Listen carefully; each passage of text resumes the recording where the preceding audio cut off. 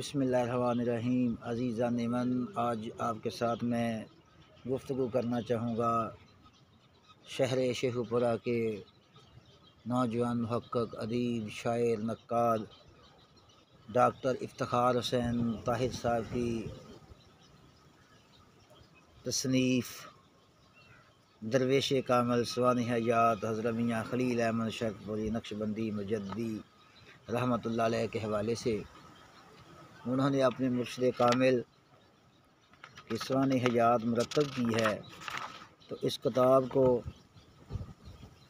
Sher Rabbani Islamic centre Phalrwan تحصیل صفدرآباد ضلع شیخ پورہ نے شائع کیا ہے، اور اس حوالے سے اپنے مرشد کامل کی سوانح حیات کو بڑی تفصیلاً اور عقیدت مندانہ اور تحقیق کے اصولوں کے حوالے سے وہ لکھتے ہیں، اور انہیں اپنی بڑی عرق ریزی کے ساتھ، مینوں کے ساتھ، جاں فشانی کے ساتھ اپنے مرشد کامل کے حالات زندگی کو انہوں نے کتابی صورت میں پیش کیا ہے۔ اس کتاب کے انتساب انہوں نے اپنے والد گرامی اقدر بابا جی میاں منظور حسین رحمۃ اللہ علیہ اور اپنے ادبی عقیدے کے امام ڈاکٹر طارق عزیز کے نام کیا ہے۔ اس کتاب میں انہوں نے کئی ابواب باندھے ہیں، جس میں سے میں آج صرف چند ایک آپ کے سامنے باتیں پیش کرنے کی جسارت کروں گا۔ شرق پور شریف کے حوالے سے انہوں نے ایک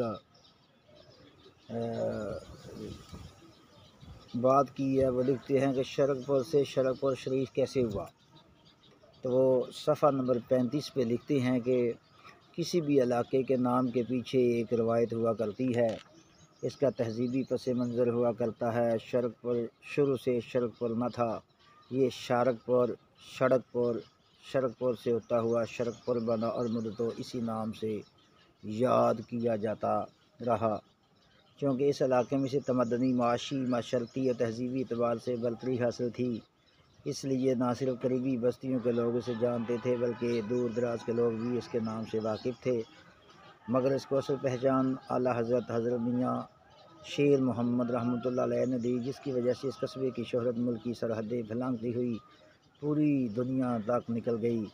ایک شادی کی تقریب میں کچھ من چلے نوجوانوں نے مجرا کا اہتمام کیا۔ اس مجرا کی اطلاع مجرے کے شوقین لوگوں کو خصوصی طور پر دی گئی۔ لوگ اس وقت مقررہ کا انتظار کرنے لگے، تو آخرکار وہ وقت آن پہنچا اور کنجریاں اپنے سازندوں کے ساتھ آ گئیں۔ مجرے کے شوقین لوگ پھولے نہ سماتے تھے۔ عشاء کی نماز سے ذرا پہلے اعلیٰ حضرت میاں شیر محمد رحمۃ اللہ علیہ کے علم میں آ گیا کہ کیا معاملہ رونما ہونے والا ہے۔ آپ رحمۃ اللہ علیہ مسجد میں تشریف لائے، نماز عشاء پڑھائی۔ مقتدی تعداد میں کم اور بوڑھے تھے، ان میں لڑکے نہ ہونے کے برابر تھے۔ نماز کے بعد آپ رحمۃ اللہ علیہ کھڑے ہو گئے اور فرمایا، بیلیو، آپ شرق پور میں رہنے والے ہیں، جو کچھ میں نے سنا ہے وہ آپ نے بھی سنا ہوگا کہ آج باہر ڈیرے پر کنجریاں لائی گئی ہیں جو رات بھر ناچیں گی، کیا یہ سچ ہے؟ جی حضور، ایسا ہی ہونے والا ہے، جواب دیا گیا۔ تو کیا یہ کنجریاں بلانے والے اور ان کے ناچ پر خوش ہونے والے آپ کے بیٹے بھتیجے نہیں ہیں؟ جی حضور، ہمارے اپنے ہی ہیں۔ اچھا،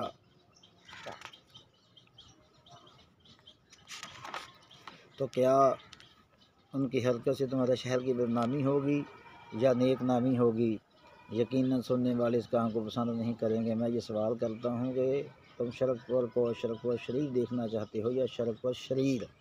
حضور شرق پور شریف دیکھنا چاہتے ہیں، تو سنو، آج کے بعد آپ کے شہر کا نام شرق پور شریف ہے، اسے اسی نام سے پکارا جائے گا۔ اس کے ساتھ ہی آپ رحمۃ اللہ علیہ جلال میں اگر فرمایا، جو میرا پیغام ان کنجریوں کو دے دو کہ اگر وہ یہاں ناچیں گی تو ان کی ٹانگیں ٹوٹ جائیں گی اور وہ گونگی ہو جائیں گی اور سننے والے بہرے ہو جائیں گے۔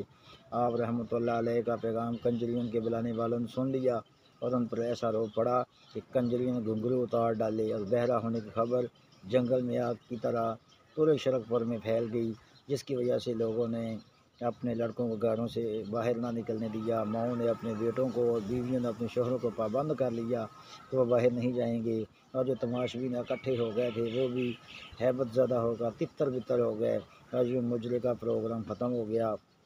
اس دن سے شرق پور کا نام شرقپور شریف ہو گیا۔ آج کوئی زبان ایسی نہیں جو شرقپور کا نام شرقپور شریف نہ پکارے۔